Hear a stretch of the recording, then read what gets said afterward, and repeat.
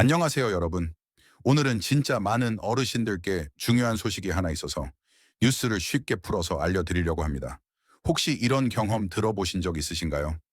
내 소득은 거의 없는데 연락도 끊긴 자녀가 있다는 이유만으로 의료급여에서 탈락했다, 이런 이야기요. 정말 억울하고 답답한 경우가 너무 많았죠. 그런데 내년부터 이 상황이 크게 달라집니다. 얼마 전에 이런 사례가 소개됐습니다. 혼자 사는 80대 어르신 한 분이 계셨습니다. 매달 들어오는 돈은 연금 포함해서 겨우 40만 원 정도인데 건강은 안 좋고 병원은 자주 가야 해서 의료급여를 신청하셨어요. 의료급여는 소득이 일정 기준 이하인 분들의 병원비를 거의 전액 정부가 도와주는 제도입니다. 그런데 이분이 탈락했습니다. 이유가 뭐였을까요? 바로 연락이 끊긴 아들의 소득이 부양비로 잡혔기 때문입니다. 실제로는 아무 도움도 받지 못하는데 서류상으로는 자녀가 있으니 도와줄 거라고 보고 탈락된 거죠. 이런 일이 이분만의 이야기가 아니었습니다. 자녀와 사실상 관계가 끊긴 분들, 자녀도 자기 살기 바빠서 도와줄 형편이 안 되는 집안들, 여러 가지 이유로 아무 도움을 받고 있지 않은데도 자녀가 있다는 이유 하나로 의료급여에서 떨어지는 사례가 정말 많았습니다. 그래서 정부가 마침내 내년 1월부터 의료급여의 부양비 제도를 없애기로 했습니다. 26년 동안 이어지던 제도가 드디어 사라지는 겁니다. 지금까지는 자녀 같은 의무 부양자의 소득 일부가 마치 실제로 부모님께 지원되는 것처럼 계산돼서 수급자 소득에 더해졌습니다. 그래서 실제 생활은 힘든데 서류상으로는 기준을 넘는 걸로 나와서 탈락하는 일이 반복됐던 거죠. 이 부양비 제도가 없어지면 어떤 변화가 생길까요? 아주 간단하게 말하면 실제로는 아무 도움도 받지 못하는 자녀 소득 때문에 의료급여에서 탈락하는 일이 줄어든다는 뜻입니다. 혼자 사시면서 소득이 적은 어르신들, 연락 끊긴 자녀가 있는 분들, 자녀 형편도 안 좋아 같이 힘들게 사는 집안들이 조금 더 현실적으로 판단을 받게 되는 겁니다. 복지부에서는 이렇게 설명합니다. 이 부양비를 없애면 그동안 문턱에 걸려서 지원을 못 받던 비수급 빈곤층이 줄어들 거라고요. 말 그대로 서류 한 줄 때문에 사각지대에 있던 분들을 조금이라도 제도 안으로 끌어들이겠다는 거죠. 물론 여기서 한 가지 꼭 기억하셔야 할 점이 있습니다. 제도가 바뀐다고 해서 자동으로 내 의료급여가 생기는 건 아닙니다. 본인의 소득과 재산 기준은 여전히 봅니다. 다만 예전처럼 연락도 안 되는 자녀의 소득 때문에 탈락하는 일은 줄어든다는 겁니다. 그래서 혹시 예전에 자녀 때문에 탈락했던 경험이 있으신 분들, 주위에 그런 분들이 있다면 내년에는 다시 한번 읍면동 행정복지센터나 구청, 주민센터에 문의해 보시는 게 좋습니다. 여기까지가 첫 번째 큰 변화, 부양비 폐지 이야기였다면요. 두 번째 변화는 의료급여를 너무 자주 이용하는 소수의 사람들에 대한 제도입니다. 지금 의료급여 수급자분들은 병원에 가실 때 보통 1,000원에서 2,000원 정도만 본인이 내고 나머지는 나라에서 지원을 해줍니다. 대부분의 분들께는 정말 큰 도움이 되는 제도죠. 그런데 아주 일부에서는 이 부담이 너무 적다 보니 거의 매일 병원을 찾는 분들도 있습니다.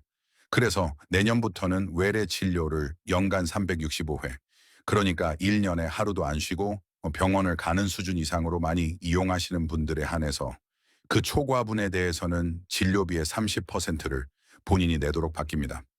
건강보험 쪽에서는 이미 이런 초과 이용자에게 90%를 부담시키는 제도를 운영 중인데 의료급여 쪽에서도 너무 과도한 이용만 조금 조절하겠다는 취지입니다. 그렇다고 해서 걱정부터 하실 필요는 없습니다. 연간 365회를 넘게 외래 진료를 받는 분은 의료급여 수급자 전체 156만 명 가운데 약 550명 정도, 정말 소수입니다. 그리고 산정특례 대상자, 중증장애인, 아이들, 임산부 같은 건강 취약계층은 이번 차등제 적용 대상에서 아예 제외됩니다. 정말 몸이 많이 안 좋으셔서 어쩔 수 없이 자주 병원을 가시는 분들, 보호가 꼭 필요한 분들은 이번 제도 변화에 직접적인 영향이 없다는 거죠. 세 번째 변화는 정신건강 쪽 지원입니다. 요즘 마음 아픈 분들 정말 많으시죠. 경제도 어렵고 가족 관계도 복잡해지고 나이 들수록 우울감이나 불안이 커지는 경우가 많습니다. 그런데 정신과 상담은 비용이 부담돼서 받다가 중간에 포기하는 분들도 많았어요. 그래서 내년부터는 의료급여 수급자의 정신건강의학과 외래 상담 지원이 더 늘어납니다. 개인 상담 치료는 지금은 일주일에 최대 2번까지 지원이 됐는데 앞으로는 일주일에 최대 7번까지 거의 매일 상담을 받을 수 있을 정도로 늘어납니다. 가족 상담 치료도 주 1회에서 최대 3회까지로 늘어나서 혼자만의 문제가 아니라 가족이 함께 치료 과정에 참여할 수 있게 길을 열어둔 겁니다. 또 급성기 정신질환, 그러니까 상태가 갑자기 많이 악화돼서 집중 치료가 필요한 분들을 위한 병원에는 집중 치료실 수가를 새로 만들어서 지원하고 폐쇄병동 입원료도 올려서 의료기관이 이런 환자들을 좀 더 안정적으로 돌볼 수 있게 만든다고 합니다. 쉽게 말해서 마음이 많이 힘들어 병원에 입원까지 필요한 분들에게 병원과 국가가 함께 조금 더 신경을 써 주겠다는 뜻입니다.